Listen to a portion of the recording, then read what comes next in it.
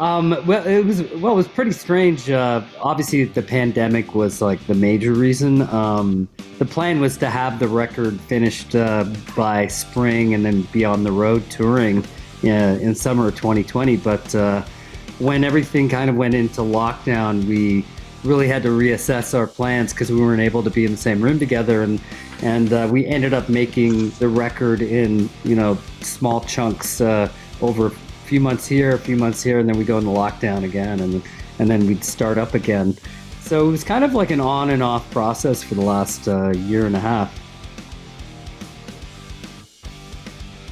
It's when we're normally making a record, we'll kind of have a deadline date. So we'll record the record over 4 months or so, working every day, as opposed to with the pandemic. Sometimes we'd work for a month and then we go into lockdown again. So we were nervous to be in the same room together, type thing, because it's a very small room, our control room at the studio. So during this record, I would record just me and Ben recording his vocals. I would be recording his vocals, and I recorded my own background vocals. And then when we were doing guitars, it would just be me and one engineer in the room for several months at a time. So doing this on and off process as well. My over the last, I guess it would be, it's been 2 years. And as well, my mother passed away in May of last year, sadly. So I needed to take several months off after that to just to spend with family, so it was a trying, long, kind of difficult process to make this record, but I'm just so happy it's finally done and people get to hear it. Oh, out of the ones I've produced, yes. It'll be the third that I've fully produced, and the BT2 I co-produced with Gavin Brown. It's just, I'm the main songwriter in the band, so I kind of have a kind of clear image or vision of what the song sounds like in my head. So over the years, learning from other producers like Gavin and Brennan O'Brien, you really take in things and you learn how to do things. For me, it was more so the technical side and getting sounds and stuff I'm pretty familiar with already. But it just made sense for me to produce these albums because we have our own studio and we can work whenever we want. And I already have an idea of what the song should sound like finished. So I want to get as close to that goal as possible. And this record is a good example of that. I usually demo everything before. All the songs are demoed before we go into the studio. So going to the studio for me is just making everything sound sonically the best you can make it sound, and getting the best performances out of the other guys in the band and myself. Probably out of all the songs, I think The Wolf would have been difficult to produce. We had an orchestra on that one, and the song itself wasn't very difficult to record. I did program a lot of drum stuff on that song, and but to record the orchestra was really interesting because we had David Campbell do the arrangement on that, and he's this amazing arranger and conductor from LA that he's done Metallica and a lot of big bands. So he conducted an orchestra in Nashville who we were recording their parts in Nashville at a studio while I was in Toronto.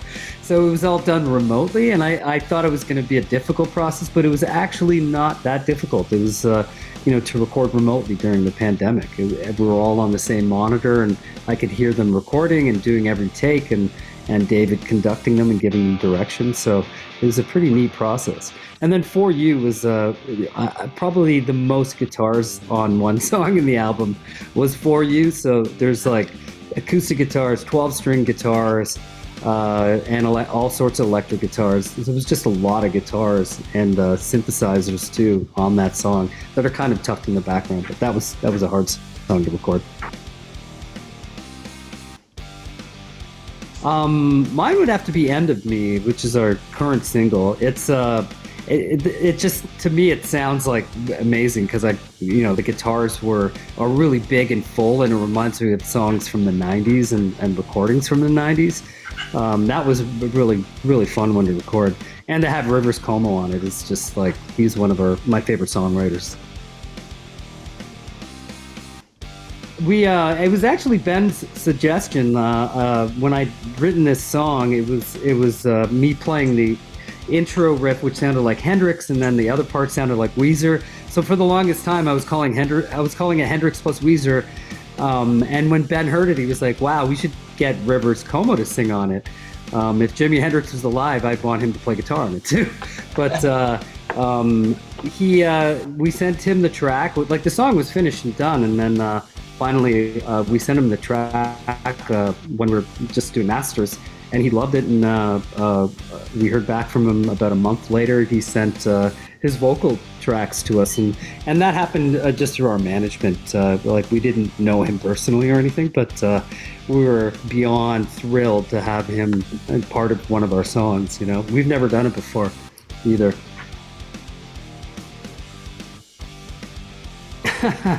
No, I think the pandemic is the crisis of faith right now. A few years ago, the crisis of faith was this rise of nationalism in the world, and that's still there too. So the title "Crisis of Faith" was more of a commentary on where we are in the world right now. Everything from the climate crisis to this, like I said before, the rise of nationalism, and now this pandemic. It's really, we all have to work together, and a crisis of faith in humanity is kind of what we're alluring to, because people seem to keep wanting to make the wrong choices. But the record, musically, it's kind of all over the place. It kind of showcases a lot of our different influences, and we're trying new things. A song like "Forgiveness" is more influenced by the prog bands we were listening to when we were growing up, bands like Rush. And then you have a song like "For You," which is more of almost has a poppy feel to it, and has acoustic guitars on it, but it's still a rock song. So, and then you have your classic Billy Talent sounding song like "Reckless Paradise." So it is, it's a collection of some of the best songs I think we've written over the last few years, and it really kind of runs the whole emotional gambit and covers a lot of territory.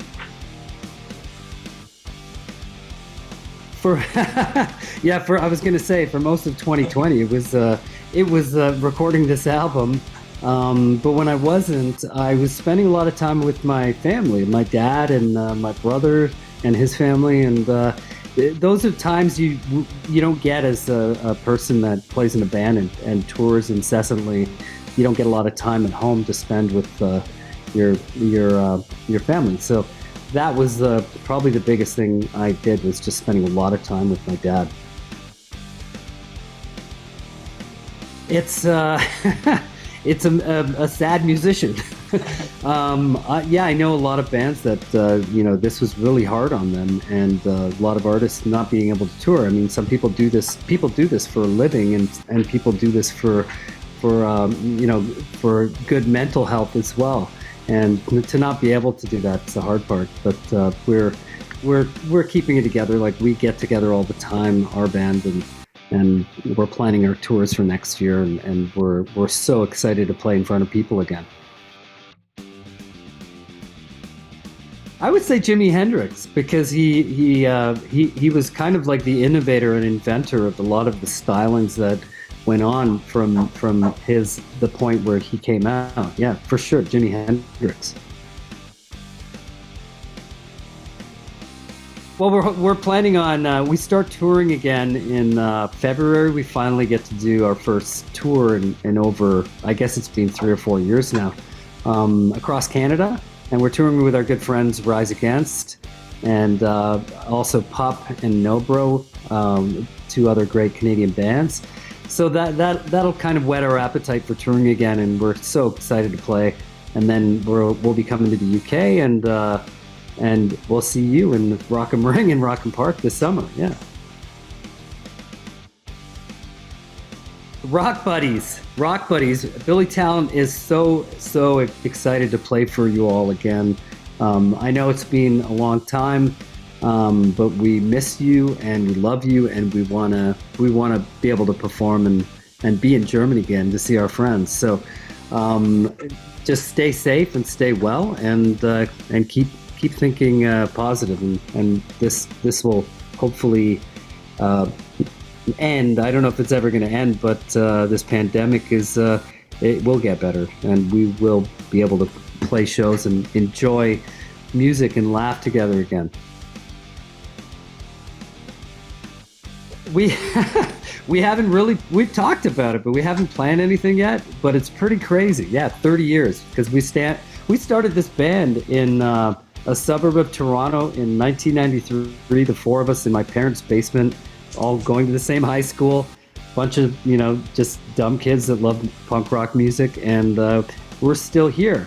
And that's a really special thing. So 30th anniversary, we have to do something special. Antenne Sylt. Bester Rock and Pop.